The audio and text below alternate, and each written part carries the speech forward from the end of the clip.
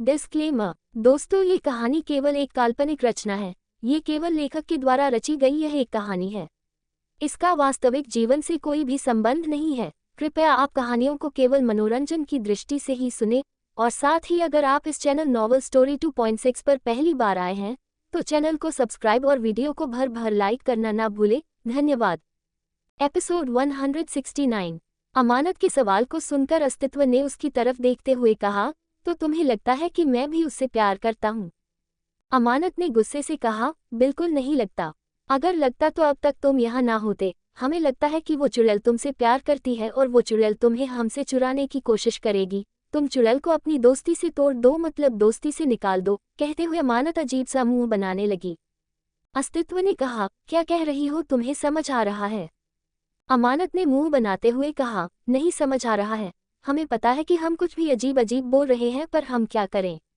तुमने हमारा दिमाग खराब कर दिया जिस वजह से हम ऐसी बातें कर रहे हैं। तुम्हें पता है सच में तुम हमारा दिमाग खराब करके छोड़ोगे? कोई इतना इरिटेटिंग कैसे हो सकता है? अमानत की बात सुनकर अस्तित्व ने उसे घूरते हुए कहा, अमानत। अस्तित्व की बात पर अमानत ने मासूम सा चेहरा बनाते हुए कहा, कर लो गुस्सा, जितना गुस्सा करना है कर लो। हमेशा यही तो करते हो, मासूम सी बच्ची पर गुस्सा करना। यही तो आता है तुम्हें, दूसरा कुछ और आता कहाँ है? तुम्हें पता भी है कि हमारा छोटा सा दिल कितना ज्यादा दर्द कर रहा है इस वक्त। छोड़ो, तुम्हें कुछ समझ नहीं आएगा। लड़के हो ना, लड़के पत्थर दिल होते हैं और लड़कियों के पास दिल होता है, पर लड़कों के पास दिल होता ही नहीं है। जाओ यहाँ से, हमें अब सोना है, बहुत ज्यादा नींद आ रही है। अमानत की बात सुनकर अस्तित्व ने उसे घूरते हुए कहा, स्पेशली मैं तुम्हारे लिए अपने घर से चलकर यहाँ पर आया, तुम्हारे लिए गाना गाया, और तुम मुझे गाना खत्म होते जाने के लिए कह रही हो? सीरियसली? अमानत ने अपने दोनों हाथ सीने पर बांधते हुए कहा, हमने तुम्हें आने के लिए कहा था। नहीं ना, तुम खुद आए, तो अब हम जाने के लिए कह रहे हैं तो चले जाओ। गाना सुनना था, सुन लिया, तारीफ कर दी हमने, और हमने भी साथ में गया। अब हिसाब बराबर, अब जो यहाँ से। कहते हुए अमानत पलटकर रूम में जाने लगी। अस्तित्व ने उसे कमर से पकड़कर अपने करीब खींचते हुए कहा, ऐसे कैसे? जब तक तुम मुझे मेरे अच्छे गाने का रिवॉर्ड नहीं दोगी तब तक मैं नहीं जाने वाला। अमानत ने पलटकर अस्तित्व को घूरते हुए कहा, अच्छा तो तुम्हें रिवॉर्ड चाहिए? अस्तित्व ने मुस्कुराते हुए कहा, बिल्कुल, मुझे यहाँ पर रिवॉर्ड चाहिए। कहते हुए उसने अपने होठों की तरफ इशारा किया।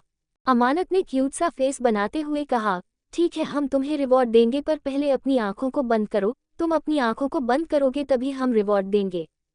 अमानत की बात सुनकर अस्तित्व की आंखें छोटी हो गई, पर उसने कुछ सोचकर अपनी आंखों को बंद कर लिया। अमानत ने आगे बढ़कर अस्तित्व के चेहरे के करीब अपना चेहरा लाकर धीमी आवाज में कहा, तुम्हें रिवॉर्ड देगी भूतनी चुड़ैल डायन।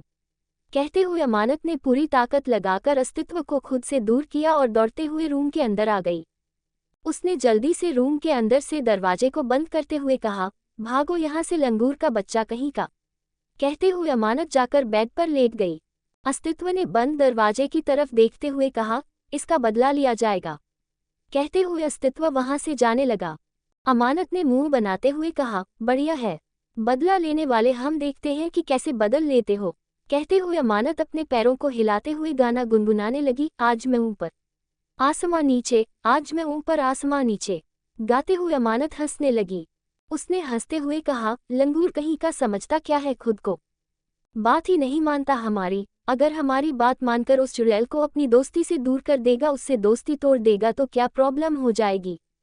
कैसे घूर घूर के देखती है चुड़ैल हमारे प्रिंस चार्मिंग को, ऐसा लगता है जैसे आंखों से ही बलात्कार कर देगी। अगर उसने बलात्कार कर दिया और हमारे प्रिंस चार्मिंग प्रेग्नेंट हो गए तो? नहीं नहीं, हे भगवान, ऐसा नहीं होना चाहिए, वरना हमारा क्या होगा? हम तो कुंवारे मर जाएंगे। अगर हम कुंवारे मर गए तो?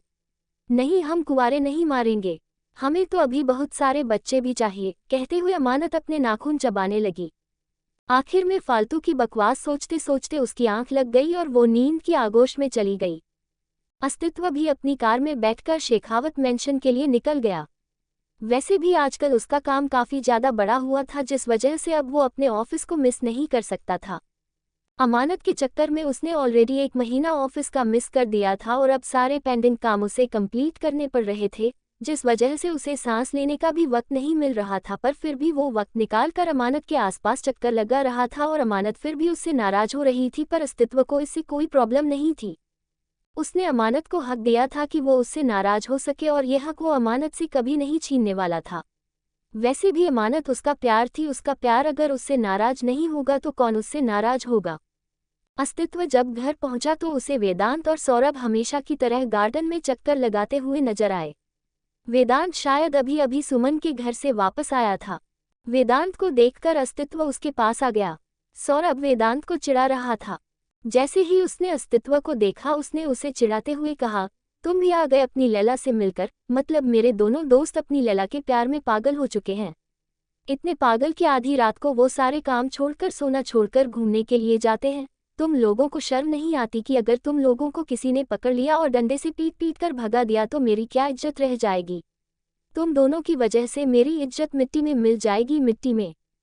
सौरभ की बात सुनकर वेदांत ने उसके कानों को पकड़कर जोर से मरोड़ते हुए कहा, तेरी इज्जत भी है कमीने।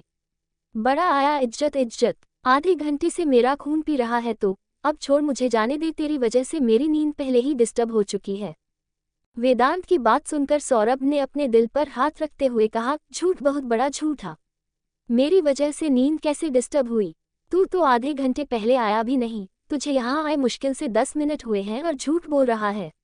अब तक तेरी लैला तेरा खून पी रही थी और उसके पिए हुए खून का इल्जाम तू मुझ पर लगा रहा है। मैं बेफिजूल के इल्जाम को अपने ऊपर नहीं लूंगा। सौरभ आहूजा किसी और का इल्जाम खुद पर नहीं लेता। मैं अदालत तक जाऊंगा। जाने की जरूरत पड़ी तो पर मैं ये इल्जाम एक्सेप्ट नहीं करूंगा। सौरभ को देखकर अस्तित्व और वेदांत ने एक साथ कहा, शट अप सौरभ। उन दोनों की गुस्से भरी आवाज सुनकर सौरभ ने अपने मुंह पर उंगली रखकर मासूम सा चेहरा बनाते हुए कहा, नींद आ रही है, मैं सोने के लिए जा रहा हूं। कहते हुए सौरभ ने दोनों की तरफ देखते हुए कहा, प्यार में पागल आशिक। कहते हुए सौरभ वहां से भाग गया। उसको इस तरह से भागते हुए देखकर वेदांत और अस्तित्व ने अपना चेहरा हिला दिया और दोनों अपना सर हिलाते हुए अपने अपने रूम में सोने के लिए चले गए, क्योंकि उन्हें भी अब जरूरी काम कंप्लीट करने थे। अगर वो जल्दी सोते नहीं तो कल सुबह जल्दी उठकर ऑफिस जाते नहीं। सौरभ उनके साथ जाता था इसलिए उसे भी उठने में देर हो जाती थी। तीनों मिलकर वैसे ही बहुत ज्यादा परेशान थे। आखिर इतना सारा काम अब उन्हें कंप्लीट जो करना था। आखिर में वो दोनों भी अपने रूम में जाकर सुकून से सो गए। अस्तित्व ने अपने रूम में आकर साइड टेबल पर रखी हुई तस्वीर की तरफ देखते हुए कहा, बहुत जल्द ही मैं सारे हिसाब चुका लूंगा मॉम, बहुत जल्द ही। कहते हुए अस्तित्व ने सोनिया की तस्वीर को चूम लिया। उसकी जिंदगी में सिर्फ 2 औरतों की इम्पोर्टेंस थी, एक उसकी माँ सोनिया और दूसरी अमानत। सोनिया तो अब उसकी जिंदगी में थी ही नहीं, पर फिर भी उसके लिए अमानत और सोनिया दोनों बहुत जरूरी थी। वो सोनिया के ना होने के बाद भी उसके लिए कुछ भी करने से पीछे नहीं हटना चाहता था। वो अपनी माँ की दर्दनाक चीखें कभी नहीं भूल सकता था। उसने खुद से कहा, बहुत जल्द ही अधीरा शेखावत की दर्द भरी चीखें ये दुनिया सुनेगी, उसकी दर्दनाक मौत की खबर ये दुनिया देखेगी मॉम। कहते हुए अस्तित्व ने अपनी आंखों को मजबूती से बंद कर लिया। Next morning, excel college. Amanat इस वक्त क्लास में बैठी हुई थी। सुमन उसके बगल में बैठी हुई थी। सुमन के चेहरे पर 440 वोल्ट की चमक नजर आ रही थी। कल रात की वजह से वो काफी ज्यादा खुश थी। उसने अमानत की तरफ देखा जिसका चेहरा लगता हुआ था। उसने क्यूट सा फेस बनाते हुए कहा, व्हाट हैपन मेरी जान, तू उदास क्यों बैठी हुई है? कहीं तेरे लंगूर ने कुछ किया तो नहीं ना? कहीं तेरे लंगूर ने किसी और लड़की पर नजर तो नहीं डाली ना? सुमन की बात सुनकर अमानत की आंखें छोटी हो गई। सुमन ने मासूम सा चेहरा बनाते हुए कहा, मैंने सिंपल सा सवाल पूछा है, उसमें इतना ज्यादा घूर कर देखने की जरूरत नहीं है, बता देना जवाब क्या है? कुछ किया तेरे लंगूर ने? सुमन के सवाल पर अमानत ने मुंह बनाते हुए कहा, कुछ किया? पता नहीं क्या किया, बहुत कुछ किया, समझ नहीं आ रहा है क्या किया। कुछ समझ नहीं आ रहा है, हमारा दिमाग ना काम नहीं कर रहा है। तुम्हें पता है कि हमारा लंगूर हमसे अच्छे से बात ही नहीं करता। कल रात को वो हमसे मिलने के लिए आया था, हमारे लिए गाना भी गाया था, पर हमने बस एक बात कही कि बस चुड़ैल सूजी उस पर नजर डालती है तो उससे ब्रेकअप कर लो, पर उसने हमारी बात सुनी नहीं। ऐसा कोई करता है भला? कहते हुए अमानत उठकर खड़ी हो गई और क्लास में चक्कर लगाने लगी। काफी सारे स्टूडेंट उसकी तरफ ही देख रहे थे। सबके सामने अब लगभग उनका रिश्ता खुला हो चुका था, इसलिए किसी को अमानत से ये पूछने की जरूरत नहीं थी कि वो किसके बारे में बात कर रही है। और अमानत तो जैसे पूरी दुनिया को चिल्ला चिल्ला कर बताना चाहती थी कि अस्तित्व उसका है, इसलिए उसने मुंह बनाते हुए कहा, सारी चुड़ैल लड़कियां हमारे प्रिंस चार्मिंग को देखते रहती है, तो ऐसे में इनसिक्योरिटी होती है ना? वैसे भी हमारे प्रिंस चार्मिंग कितने हैंडसम हैं, सारी की सारी चुड़ैल उन्हें देखती रहती है। कॉलेज में भी कई सारी लड़कियां थी जो अस्तित्व को घूरती रहती थी। अमानत की बात सुनकर सब लोग हंसने लगे। अमानत ने मुंह बनाते हुए कहा, पर हमें पता है कि हमें उन सब के साथ क्या करना है। अगर किसी ने भी हमारे लंगूर को नजर उठा कर देखा तो हम उसकी गर्दन को ऐसे पकड़ेंगे, फिर ऐसे दबाएंगे और फिर ऐसे मोड़ देंगे। अमानत एक्शन करते हुए क्लास में यहाँ से वहाँ चक्कर लगाते हुए घूमते हुए ये बात कह रही थी। सभी लोग अमानत की बातों को सुनकर एंजॉय कर रहे थे। तभी पीछे से मैथ के सर यानी कि प्रोफेसर आदित्य उपाध्याय क्लास में आ गए। उन्हें देखते ही सबकी आंखें बड़ी बड़ी हो गई। अमानत अभी भी बोल रही थी, जिस वजह से किसी ने उसे बताया नहीं। सुमन उसे बार बार आंखों से इशारा कर रही थी, पर अमानत का ध्यान सुमन की तरफ नहीं था।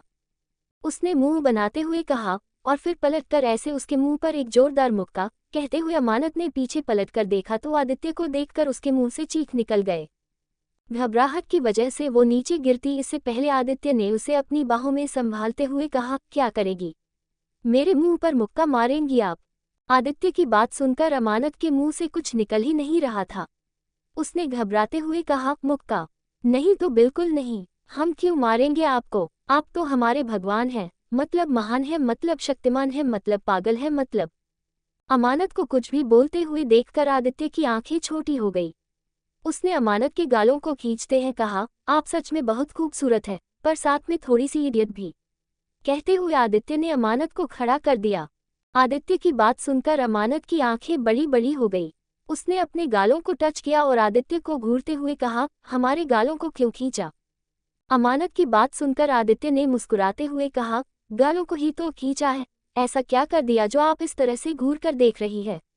वैसे सच में आप बहुत क्यूट है, मैंने आपकी तारीफ की है। तारीफ करने के बाद इंसान थैंक यू कहता है, पर आप थैंक यू कहने की जगह पर ऐसे घूर कर देख रही है जैसे मैंने कोई बड़ा पाप कर दिया। अमानत ने गुस्से से कहा, इस तरह से हमारे गालों को मत खींचना, हमें बिल्कुल भी नहीं पसंद।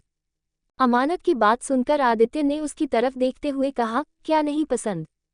अमानत ने पलटकर उसे घूरते हुए कहा, हमें नहीं पसंद कि कोई हमारे गालों को खींचे। कहते हुए अमानत अपने बाल झटकते हुए वहां से बेंच पर जाकर बैठ गई। आदित्य ने धीरे से कहा, सच में खूबसूरती की मिसाल हो तुम। एपिसोड 170। आदित्य की बात सुनकर अमानत के चेहरे पर अजीब से एक्सप्रेशन आ गए। वो चुपचाप जाकर सुमन के बगल में बैठ गई। सुमन ने अमानत की तरफ देखते हुए कहा, व्हाट हैपन? अमानत ने कहा, कुछ नहीं। कहते हुए वो सामने की तरफ देखने लगी। आदित्य ने सभी स्टूडेंट्स की तरफ देखा और दोबारा पढ़ाना स्टार्ट कर दिया। पढ़ते हुए भी उसका ध्यान बार बार अमानत और सुमन के बेंच की तरफ जा रहा था। सुमन ने खुद से कहा, ये लंगूर मुझे घूर कर क्यों देख रहा है? समझता क्या है खुद को? मुझे पता है कि ये बदला लेने के लिए नए नए तरीके सोच रहा है। अब अगर इसने मुझे बेफिजूल में परेशान किया ना तो उसके दांत तोड़ दूंगी। इसे क्या लगता है कि सुमन को कुछ नहीं आता? टॉपर हूँ मैं, टॉपर। जो इसे नहीं आता वो भी मुझे आता है। सुमन आदित्य को घूर घूर कर देख रही थी।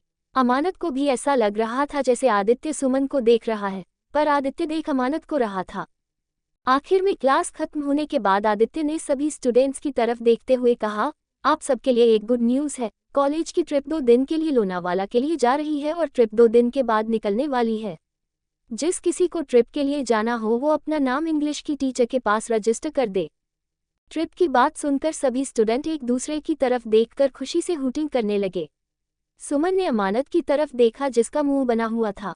सुमन ने अमानत को कंधों से पकड़कर हिलाते हुए कहा, व्हाट हैपन?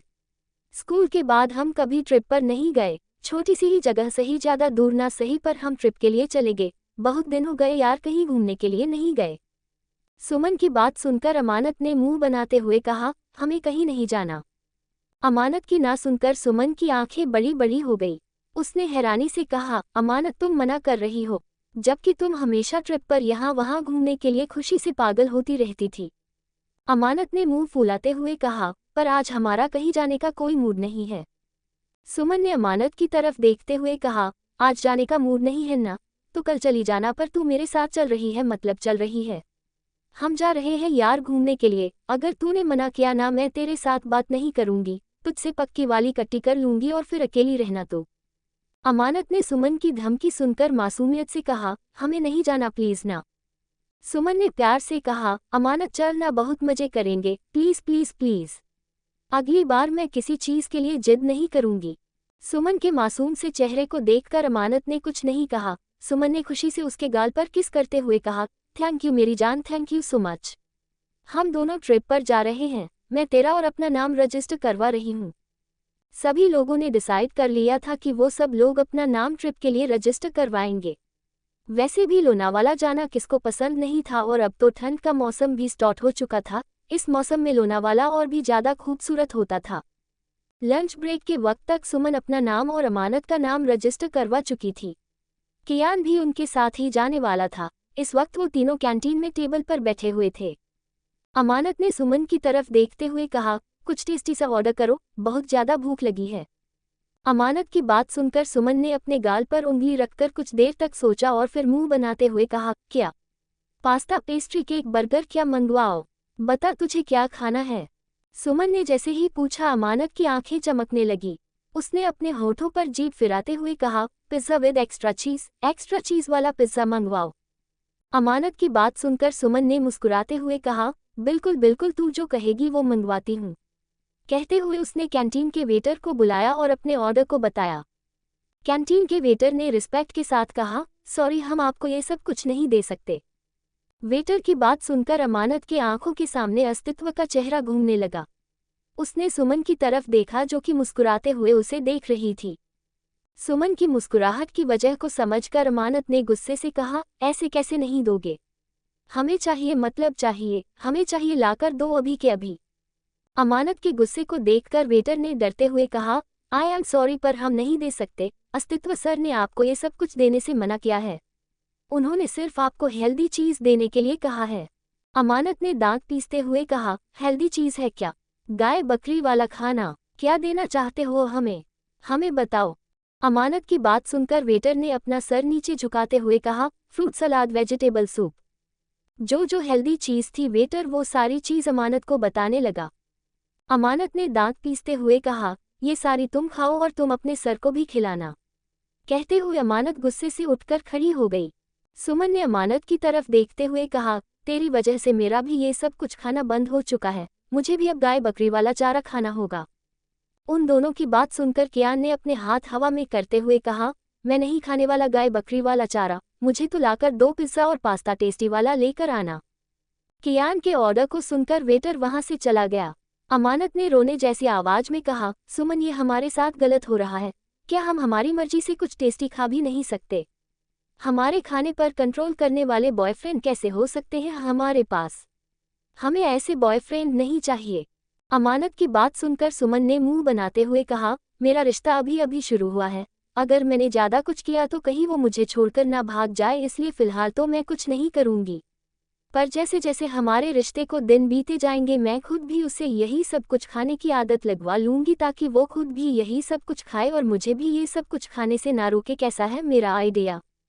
सुमन की बात सुनकर अमानत ने उसे घूर कर देखते हुए कहा, बिल्कुल बकवास, बिल्कुल वाहियात आइडिया है। पागलपन है पागलपन, मतलब तुझे इजाज़त लेने की क्या ज़रूरत है और उसे आदत लगवाने की क्या ज़रूरत है? जो उसे पसंद है वो करता है और जो तुझे पसंद है वो तू कर, जैसे हमें जो पसंद है हम वही करेंगे। कहते हुए अमानत गुस्से से उठकर खड़ी हो गई। वेटर अब तक कियान के लिए पस्त और पिज्जा लेकर आ गया था। अमानत ने झटके से प्लेट से पिज्जा का पीस उठाया और उसे खाने लगी। ये देखकर वेटर के चेहरे पर घबराहट नजर आने लगी। वही कियान घूरकर अमानत को देखने लगा। अमानत ने जल्दी जल्दी 2 पिज्जा की स्लाइस उठाए और वहां से भाग गई। उसने बाहर आकर जल्दी जल्दी उसे खाते हुए कहा, ऐसे कैसे हमें नहीं खाने दोगे तुम लंगूर? समझते क्या हो खुद को? अमानत खा ही रही थी कि तभी उसे ऐसा लगा जैसे उसे कोई देख रहा है। उसने अपना चेहरा ऊपर उठाकर देखा तो सामने आदित्य मुस्कुराते हुए उसे देख रहा था। आदित्य को देखकर अमानत के चेहरे का रंग उड़ गया। उसने जल्दी से पिज्जा खत्म करके मासूम सा चेहरा बनाते हुए कहा, सर आप यहाँ पर? आदित्य ने हंसते हुए कहा, अमानत आप इस तरह से कैंटीन से बाहर आकर क्यों खा रही है? अगर आपको खाना था तो आप कैंटीन के अंदर बैठकर खा सकती थी, इस तरह से बाहर आकर खाने की क्या जरूरत थी?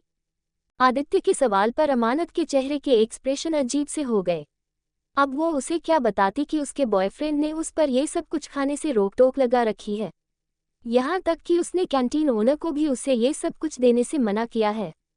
अमानत ने धीरे से कहा, वो सर एक्चुअली सुमन हमारा पिज्ज़ा चुरा कर खा रही थी, इसलिए हमें बाहर आकर खाना पड़ा। कहते हुए अमानत अपनी नज़र चुराने लगी। आदित्य ने उसकी तरफ अपने कदम बढ़ाते हुए कहा, आप सच में बहुत ज़्यादा क्यूट है। मुझे लगा था कि आप बहुत ज़्यादा शैतान स्टूडेंट है, पर मुझे पता चला कि आप म्यूज़िक में बहुत अच्छी है। वैसे भी जरूरी नहीं कि हर कोई पढ़ाई में अच्छा हो। आदित्य की बात सुनकर अमानत ने अपना चेहरा ऊपर उठाकर चमकती आंखों से उसकी तरफ देखते हुए कहा, वही तो सर, सब लोगों को लगता है कि जो पढ़ाई में अच्छा है वही बेस्ट है। अब हमसे पढ़ाई नहीं होती तो इसमें हमारी क्या गलती। हमसे म्यूज़िक में सब कुछ अच्छा किया जाता है। हम अच्छा म्यूज़िक बजाते हैं, अच्छा गाना गाते हैं, पर कोई उसमें हमारी तारीफ नहीं करेगा, बल्कि सब लोग क्या बोलेंगे। म्यूज़िक में टाइम पास कर रही हो, पढ़ाई नहीं कर रही हो, ऐसा कोई करता है भला। अमानत की बात सुनकर आदित्य ने उसके करीब आकर मुस्कुराते हुए कहा, बिल्कुल भी नहीं। ये बहुत गलत बात है। कोई बात नहीं, सब लोग धीरे धीरे समझ जाएंगे कि आप जो कुछ भी करती है वो फालतू बिल्कुल भी नहीं है। अमानत ने जैसे ही आदित्य की बात सुनी उसने मुस्कुराते हुए कहा, आपको पता है, हमें लगा था कि आप बहुत खड़ूस हो, पर आप तो बहुत अच्छे हो। अमानत की बात सुनकर आदित्य हंसने लगा। उसने हंसते हुए कहा, सीरियसली? मेरी शक्ल को देखकर आपको लगता है कि मैं खड़ूस हूँ? आदित्य के सवाल को सुनकर अमानत ने मासूम सा चेहरा बनाते हुए कहा, अब तो लगता है कि आप बहुत बहुत ज़्यादा प्यारे हो, आप बहुत ज़्यादा हैंडसम भी हो। अमानत के मुंह से खुद के लिए हैंडसम सुनकर आदित्य ने सीरियस होते हुए कहा, अच्छा मैं हैंडसम हूँ? मुझे तो लगा था कि मैं एवरेज दिखता हूँ, पर अब इतनी खूबसूरत लड़की के मुंह से खुद के लिए हैंडसम सुनकर मुझे यकीन हो गया कि मैं हैंडसम हूँ। अमानत ने आदित्य की बात सुनकर हंसते हुए कहा, आप तो बहुत ज़्यादा फनी भी हो सर, हमें तो लगा था कि आप सच में बहुत ज़्यादा खड़ूस हो। आदित्य ने अमानत की तरफ देखते हुए कहा, अमानत, मेरा यहाँ पर कोई फ्रेंड नहीं है, क्या तुम मेरी फ्रेंड बन सकती हो? आदित्य की बात सुनकर अमानत की आंखें बड़ी बड़ी हो गई। आदित्य ने हंसते हुए कहा, अरे ऐसे क्यों देख रही हो? क्या टीचर स्टूडेंट फ्रेंड्स नहीं बन सकते? मैं जानता हूँ कि तुम्हें लगता है कि मैं तुम्हारी फ्रेंड को टारगेट कर रहा हूँ, पर आई स्वेयर मैं उसे टारगेट नहीं कर रहा हूँ। मैं क्यों उसे टारगेट करूँगा? जो कुछ भी हुआ था वो गलतफहमी की वजह से हुआ था। अमानत ने आदित्य की तरफ देखकर मुस्कुराते हुए कहा, बिल्कुल सर, बिल्कुल। हम आपकी फ्रेंड बनने के लिए तैयार है। कहते हुए अमानत ने मुस्कुराते हुए अपना हाथ आगे कर दिया। आदित्य ने अमानत के नाजुक से हाथ की तरफ देखा और अपना हाथ आगे करके उससे हैंडशेक करते हुए कहा, आज से तुम मेरी फ्रेंड हो। अमानत की मुस्कुराहट और ज़्यादा बड़ी हो गई। आदित्य ने जल्दी से उसके हाथ को छोड़ते हुए कहा, ओके, तुम अपना लंच एंजॉय करो, मैं चाहता हूँ। कहते हुए आदित्य वहाँ से चला गया। उसके जाते ही अमानत ने मुस्कुराते हुए कहा, सर तो कितने अच्छे हैं, उनके साथ लड़ाई कर ली और अब इनको लगता है कि हम भी सुमन की तरह बदमाश है। कोई बात नहीं सर, जल्दी समझ जाएंगे कि हम सुमन की तरह बदमाश नहीं बल्कि बहुत प्यारे हैं। कहते हुए अमानत पलट कर जाने लगी। तभी उसका ध्यान कुछ दूरी पर खड़ी सुमन पर गया, जो कि अपने दोनों हाथ सीने पर बांधकर उसे ही घूर रही थी। सुमन को इस तरह से खुद को घूरते हुए देखकर अमानत ने खुद से कहा, लगता है कि इसने हमें सर के साथ बात करते हुए देख लिया। अरे पता नहीं ये लड़की क्या सोच रही होगी। जरूर सोच रही होगी कि हमने सर के साथ इसके बारे में कोई चुगली की है। सोचते हुए अमानत धीमे कदमों से चलती हुई सुमन के पास आ गई। उसने मुस्कुराते हुए कहा, क्या हुआ सुमन? सुमन ने अमानत को घूरते हुए कहा, तू मेरी दोस्त है या दुश्मन? तू मेरे दुश्मन से हाथ मिला रही थी, बता मेरे खिलाफ क्या साजिश कर रही थी उसके साथ? सामान की बात सुनकर अमानत ने अपने सर को पकड़ते हुए कहा, सुमन सुमन, तेरा दिमाग खराब है। तुझे सच में लगता है कि हम तुम्हारे खिलाफ साजिश करेंगे? तुम हमारी बेस्ट फ्रेंड हो, हम तो बस सर के साथ नॉर्मल तरीके से बात कर रहे थे। उन्होंने कहा कि उनका कोई फ्रेंड नहीं है, इसलिए वो हमें अपना फ्रेंड बनाना चाहते हैं, तो हमने दोस्ती कर ली।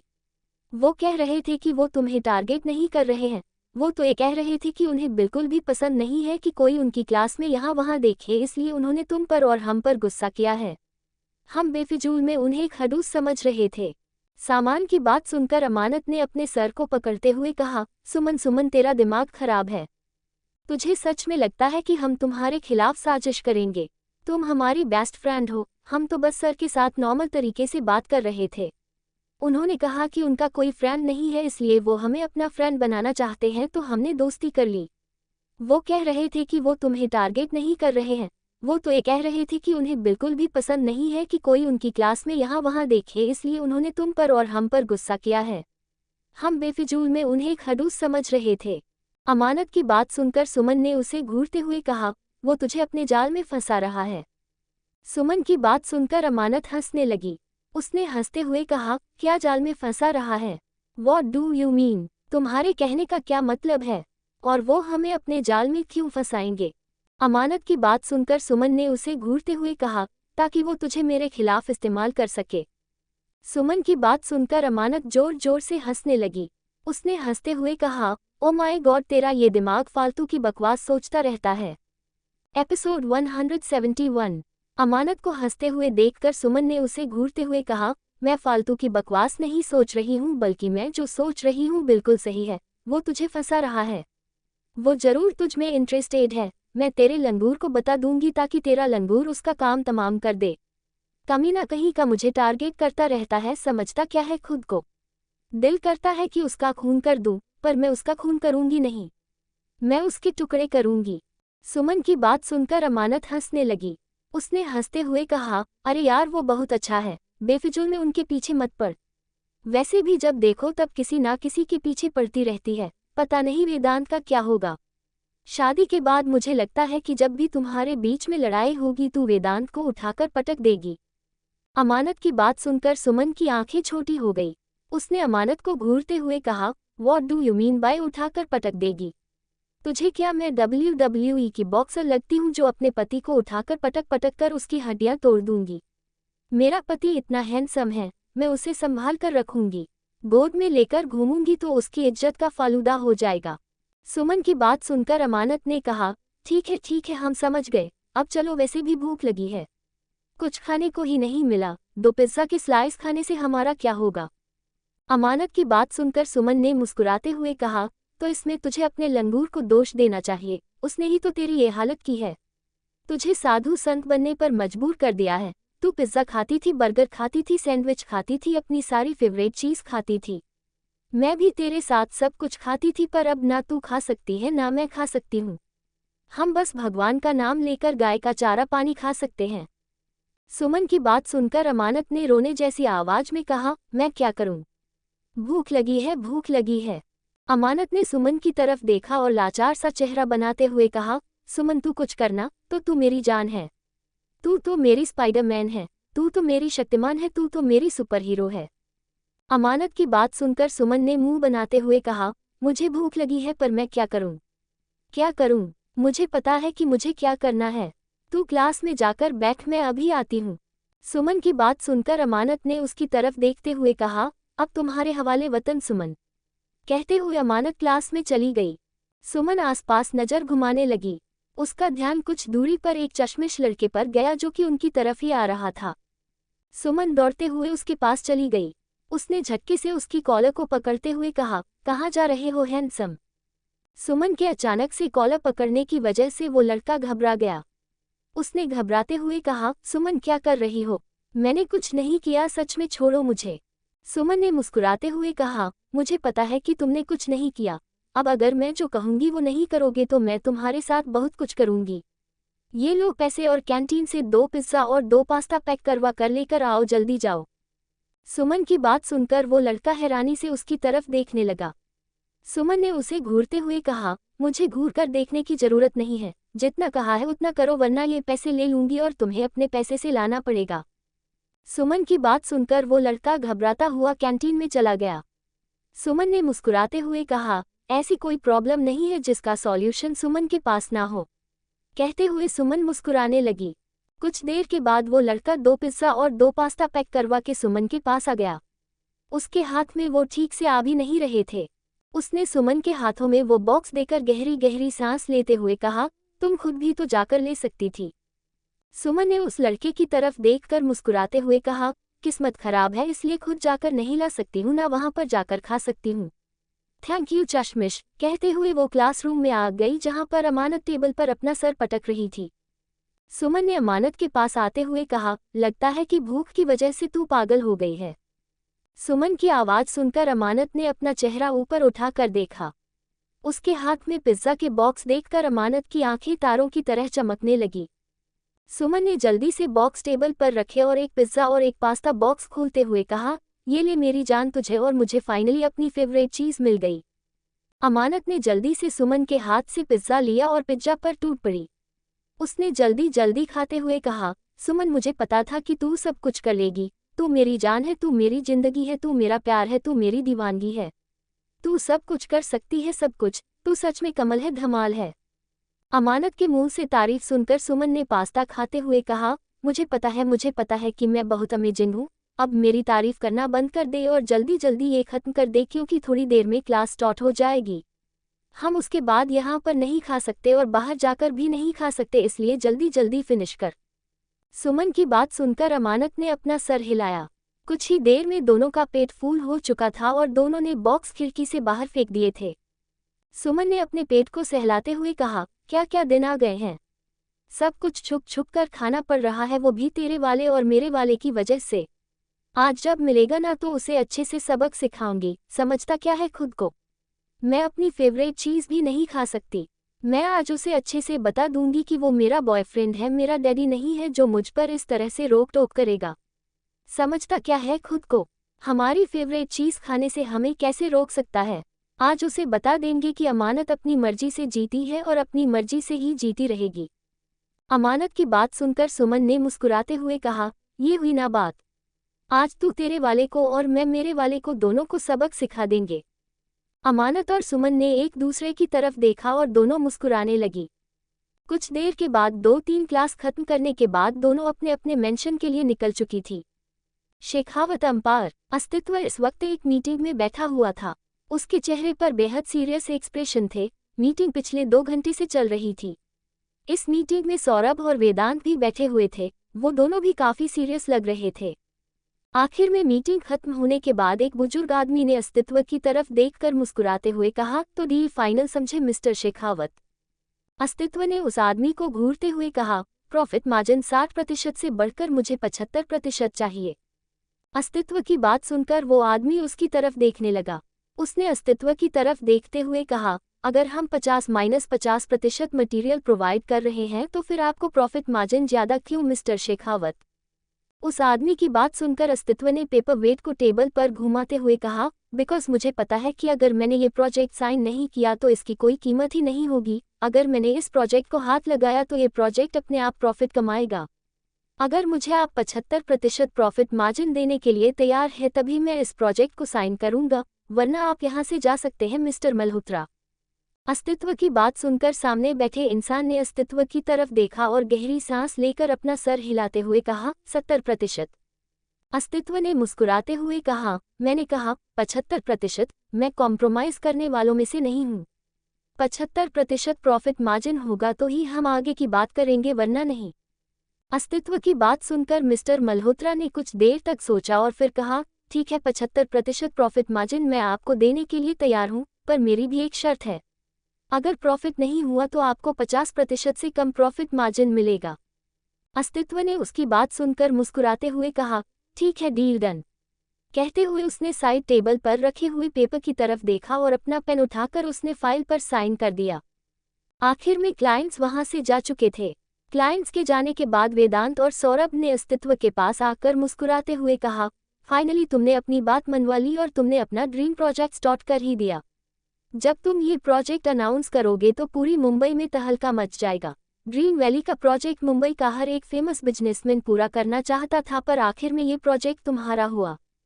अस्तित्व ने टेढ़ी मुस्कुराहट के साथ कहा, मुझे पता है कि मुझे ये प्रोजेक्ट क्यों चाहिए था। अब होगी इसकी बर्बादी की शुरुआत। उसे क्या लगता है कि वो मुझसे जीत पाएगी, पर मुझे अच्छे से पता है कि मुझे उसे हराने के लिए क्या करना है। ये प्रोजेक्ट तुम दोनों हैंडल कर रहे हो क्योंकि मैं कुछ दिनों के लिए लंदन जा रहा हूँ। अस्तित्व की बात सुनकर वेदांत और सौरभ दोनों के चेहरे की मुस्कुराहट पल भर में गायब हो गई। उन दोनों ने हैरानी के साथ कहा, ये क्या कह रहे हो तुम? लंदन क्यों जा रहे हो? अस्तित्व ने अपनी आंखों को बंद करते हुए कहा, क्योंकि मुझे पता है कि जब तक मैं वहां नहीं जाऊंगा मुझे सारी सच्चाई का पता नहीं चलेगा, इसलिए मुझे लंदन जाना ही होगा। मुझे यकीन है कि तुम लोग यहाँ का सारा काम संभाल लोगे। मैं सूजी को लेकर जा रहा हूँ क्योंकि मुझे पता है कि मुझे वहां पर उसकी जरूरत पड़ेगी। अस्तित्व की बात सुनकर सौरभ ने कहा, अगर तुम जाना चाहते हो तो अकेले जाओ, उस चुड़ैल को साथ में लेकर जाने की जरूरत नहीं है। सौरभ की बात सुनकर वेदांत ने उसे घूरते हुए कहा, सौरभ तुम जानते हो कि सूजी कितनी ज्यादा जरूरी है और वो कौन कौन से काम कर सकती है। तुम इस तरह से अस्तित्व को अकेले जाने के लिए कैसे कह सकते हो? जिस काम के लिए उसे सूजी की जरूरत पड़ेगी वो काम कौन करेगा? वेदांत की बात सुनकर सौरभ ने इरिटेट होते हुए कहा, पर मुझे उस लड़की की नीयत पर बहुत ज्यादा शक है। वो लड़की हर वक्त अस्तित्व के करीब आने का मौका ढूंढती है। अगर उसने कुछ गलत कर दिया तो अस्तित्व देखो तुम्हारे पास पछताने का वक्त भी नहीं बचेगा, इसलिए मेरी मानो उस चुड़ैल को साथ में लेकर मत जाओ। अस्तित्व ने उसकी बात सुनकर अपनी आंखों को खोलकर उसकी तरफ देखते हुए कहा, तुम्हें क्या लगता है क्या करेगी सूजी? अस्तित्व के सवाल पर सौरभ ने कहा, मुझे क्या पता, हो सकता है तुम्हारी इज्जत लूट ले। अगर सच में उसने तुम्हारे साथ कुछ ऐसा वैसा कर दिया तो अमानत तुम्हारी जान ले लेगी और अमानत तुम्हारे हाथ से हमेशा हमेशा के लिए चली जाएगी। तुम और अमानत एक दूसरे से बहुत प्यार करते हो, मैं नहीं चाहता कि तुम्हारे बीच में कोई भी दरार आए। सौरभ की बात सुनकर वेदांत ने उसे घूरते हुए कहा, फालतू की बकवास करना बंद करो। क्या सूजी के अंदर इतनी हिम्मत है कि वो अस्तित्व के साथ जबरदस्ती कर सके? और अस्तित्व क्या तुम्हें छोटा बच्चा नजर आता है जो सूजी को संभाल नहीं पाएगा?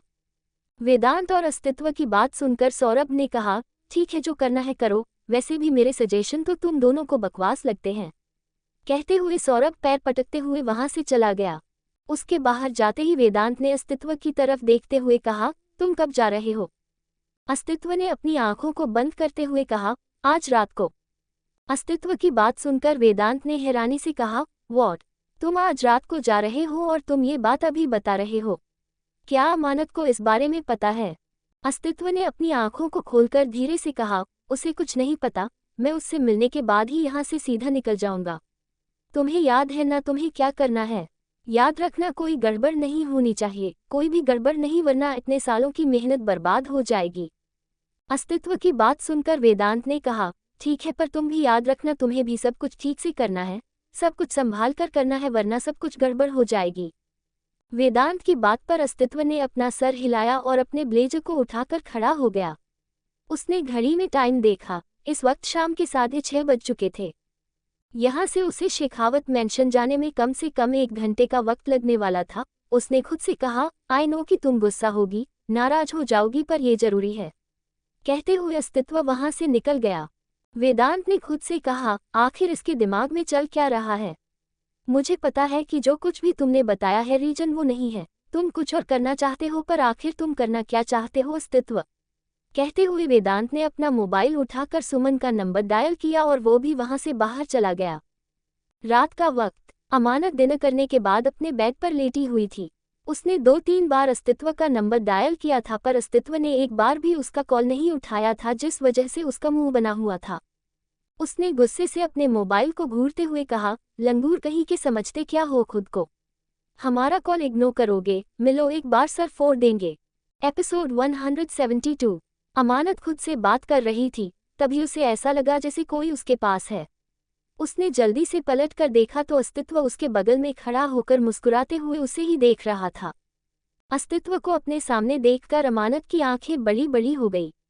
उसके मुंह से कुछ निकल ही नहीं रहा था। अस्तित्व ने अमानत के चेहरे की तरफ देखते हुए कहा, क्या हुआ, ऐसे क्यों देख रही हो?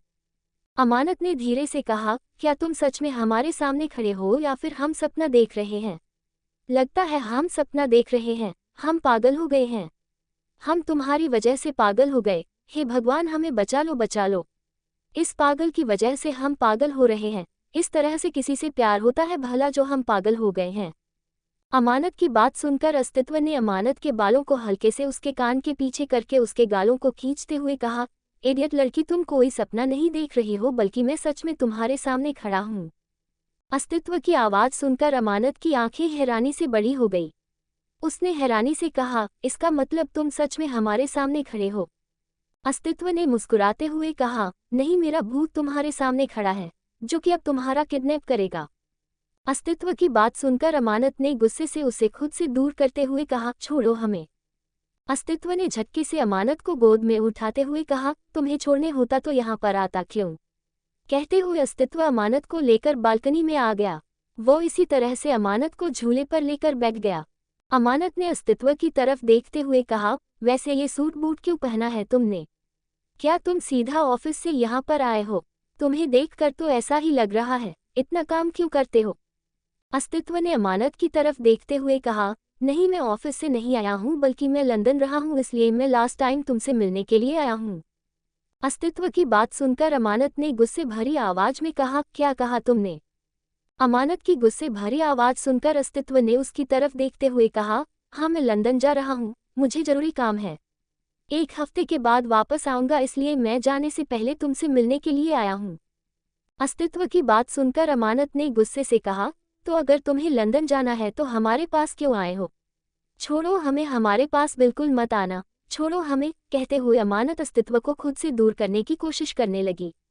अस्तित्व ने अपनी पकड़ अमानत पर मजबूत करते हुए कहा, मैं जानता हूँ इस वक्त तुम्हें बहुत गुस्सा आ रहा है और तुम्हें गुस्सा भी करना चाहिए, पर सच में मुझे बहुत जरूरी काम है, वरना मैं बिल्कुल भी नहीं जाता। अमानत ने अस्तित्व की तरफ देखते हुए कहा, तुम्हारे लिए दुनिया के सारे काम जरूरी है, हमें छोड़कर है ना? अस्तित्व ने अमानत की तरफ देखते हुए कहा, तुम मेरे लिए काम नहीं हो, तुम मेरे लिए मेरी जरूरत, मेरा सुकून, मेरा जुनून, मेरा सब कुछ हो, और मैं तुम्हें काम के साथ कंपेयर नहीं कर सकता अमानत। तुम मेरे लिए बहुत ज़्यादा जरूरी हो, ये मत भूलो कि मैंने तुम्हारे लिए पिछले 1 महीने से एक भी काम नहीं किया है।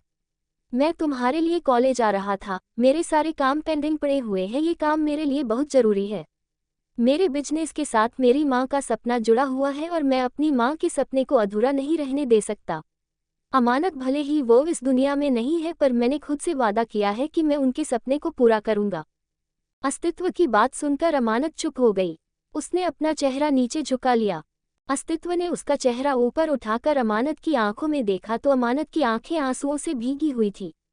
उसकी आंखों को देखकर अस्तित्व ने हल्के से उसकी आंखों पर अपने होंठ रखते हुए कहा, रो क्यों रही हो? मैं सिर्फ लंदन जा रहा हूँ, तुम तो ऐसे रो रही हो जैसे मैं हमेशा हमेशा के लिए तुम्हें छोड़कर जा रहा हूँ। अस्तित्व की बात सुनकर अमानत ने उसके मुंह पर हाथ रखकर गुस्से से उसे घूरते हुए कहा, अगली बार से अगर इस तरह की बकवास की तो तुम्हारा मुंह तोड़ देंगे। कहते हुए अमानत ने अपने आंसू साफ कर दिए।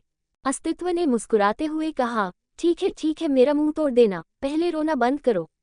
मैं तुम्हें छोड़कर नहीं जा रहा हूँ, बस कुछ जरूरी काम की वजह से जा रहा हूँ और जल्दी वापस आ जाऊंगा। अब मुझे बताओ कि तुम्हें वापस आते हुए क्या चाहिए, ताकि मैं तुम्हारे लिए कोई अच्छी सी चीज़ लेकर आऊं।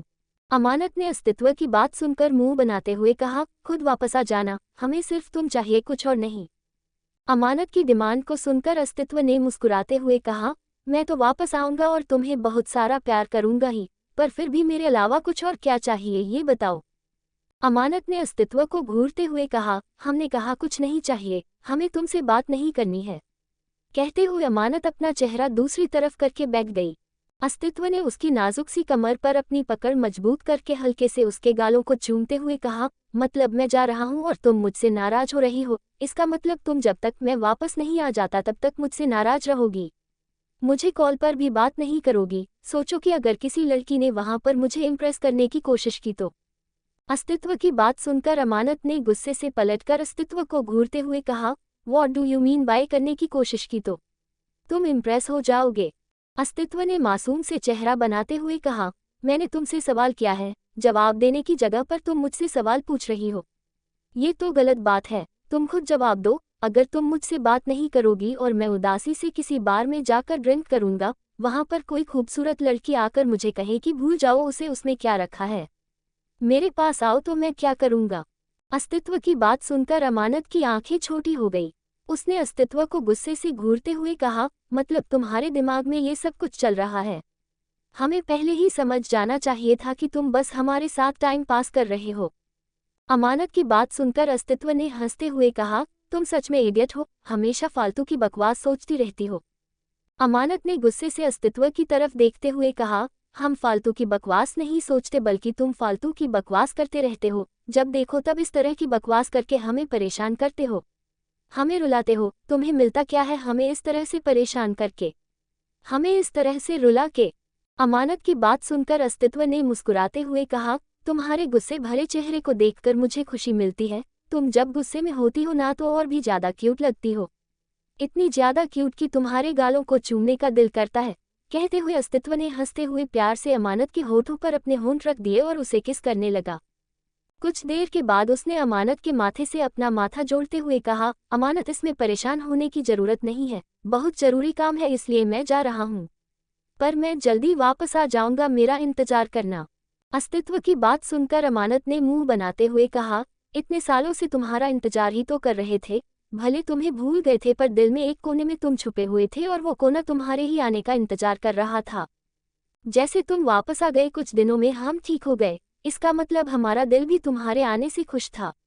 जब इतने सालों तक इंतजार किया है तो अभी भी करेंगे, और हाँ याद रखना, वापस आओगे तो हमारे लिए बहुत सारे गिफ्ट लेकर आना। किसी चुड़ैल ने अगर तुम पर नजर डाली तो उसकी आंखें निकाल लेना। किसी लड़की को खुद को टच मत करने देना और किसी लड़की को अपना नंबर में मत देना, अपना चेहरा छुपा कर घूमना।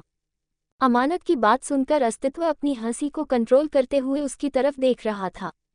अमानत ने अस्तित्व को उंगली दिखाते हुए कहा, हंसो मत, मजाक नहीं कर रहे हैं हम। अस्तित्व ने अमानत की नाक से अपनी नाक को रब करते हुए कहा, ठीक है मैं समझ गया, मुंह छुपाकर रखना है, बिल्कुल एक वांटेड क्रिमिनल की तरह, ताकि कोई चुड़ैल मुझे चुरा ना ले। अस्तित्व की बात सुनकर अमानत ने कहा, हाँ बिल्कुल सही, तुम्हें खुद को छुपा कर रखना है ताकि कोई चुड़ैल सच में तुम्हें ना देख सके। अगर किसी ने सच में तुम्हें देखकर तुम्हें नजर लगा दी तो हम क्या करेंगे। अस्तित्व चुपचाप अमानत की बातों को सुन रहा था और मुस्कुरा रहा था। उसने अमानत के होठों को फिर से चूमते हुए कहा, मेरी फ्लाइट की टाइम हो चुका है, मुझे अभी यहाँ से निकलना होगा। अस्तित्व के जाने की बात सुनकर अमानत का चेहरा लटक गया। उसने अपना चेहरा नीचे झुकाते हुए कहा, जल्दी वापस आओगे ना। अस्तित्व ने उसका चेहरा ऊपर उठाकर प्यार से उसके गालों को चूमते हुए कहा, मैं सच में 1 हफ्ते में वापस आ जाऊंगा, बस मेरा इंतजार करना। फालतू लोगों के साथ बात मत करना और अगर कोई भी परेशानी हो तो मुझे बेझिझक कॉल कर देना। अमानत ने अस्तित्व की तरफ देखा, उसकी आंखों में हल्की नमी थी। अमानत ने धीरे से कहा, हमें भूल मत जाना वरना हम तुम्हें छोड़ेंगे नहीं। अस्तित्व ने उसके गाल खींचते हुए कहा, इडियट लड़की, तुम क्या भूलने वाली चीज हो। कहते हुए अस्तित्व अमानत के माथे को चुमकर वहां से जाने लगा। अमानत ने पीछे से कहा, सुनो ना। अस्तित्व ने पलटकर मुस्कुराते हुए कहा, तुम्हें पता नहीं है, इस तरह से जब कोई जा रहा हो तो उसे टोकते नहीं है। अमानत ने अपना चेहरा नीचे झुकाते हुए कहा, आई लव यू। अस्तित्व ने मुस्कुराते हुए कहा, थैंक यू। अमानत ने जब देखा कि अस्तित्व ने उसे जवाब देने की जगह पर थैंक यू कहा है, उसकी आंखें छोटी हो गई। अस्तित्व ने हंसते हुए कहा, I love you 2 3 4, I love you 100 times, इतनी बार कि मैं तुम्हें बता भी नहीं सकता। कहते हुए अस्तित्व मुस्कुराते हुए वहां से चला गया। अस्तित्व के जाते ही अमानत की आंखों में फिर से आंसू आ गए।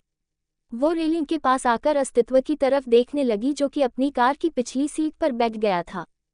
उसने खुद से कहा, लंगूर कहीं का। कहते हुए अमानत ने अपनी आंखों को मजबूती से बंद कर लिया, उसकी आंखों में आंसू थे। अस्तित्व ने कार स्टार्ट करने के लिए कहा और पलटकर एक नज़र बालकनी की तरफ देखने लगा। उसका ध्यान अमानत की पीठ पर चला गया। उसने खुद से कहा, मुझे जरूरी काम है अमानत, वरना मैं तुम्हें इस तरह से छोड़कर कभी नहीं जाता, कभी भी नहीं। कहते हुए अस्तित्व ने अपनी आंखों को बंद कर लिया। वहीं कुछ देर तक बालकनी में रहने के बाद अमानत बैग पर आकर पेट के बल लेट गई। उसने अपने मोबाइल में अस्तित्व की फोटो को देखते हुए कहा, एक बार वापस आ जाओ, उसके बाद इतनी पिटाई करेंगे, तुम्हारी इतनी पिटाई करेंगे कि तुम रो रो कर हमसे कहोगे कि अमानत मत करो मत करो मत करो। समझते नहीं हो ना तुम हमें, तो अब हम तुम्हें नहीं समझेंगे। कहते हुए अमानत ने मुंह फुला लिया और अपनी आंखों को बंद कर लिया। एयरपोर्ट पर अस्तित्व की कार आकर रुकी। कार के रुकते ही अस्तित्व कार का दरवाजा खोलकर बाहर आ गया। उसके बॉडीगार्ड ने उसे कवर कर लिया था। अस्तित्व चल ही रहा था कि तभी पीछे से सूजी उसके साथ चलने लगी। अस्तित्व ने एक नज़र सूजी की तरफ देखा और चुपचाप आगे की तरफ बढ़ने लगा। सूजी ने अस्तित्व के चेहरे की तरफ देखकर मुस्कुराते हुए कहा, फाइनली मैं जिस मौके की तलाश में थी वो मौका मुझे मिल चुका है। इस बार मैं तुम्हें खुद से दूर नहीं जाने दूंगी अस्तित्व। इतने सालों तक तुमसे प्यार किया है, इस तरह से तुम्हें किसी और का कैसे होने दे सकती हूँ।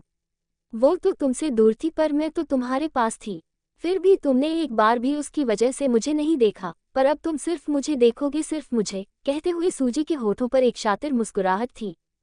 कुछ ही देर में सूजी और अस्तित्व दोनों प्राइवेट जेट में बैठकर लंदन के लिए निकल चुके थे।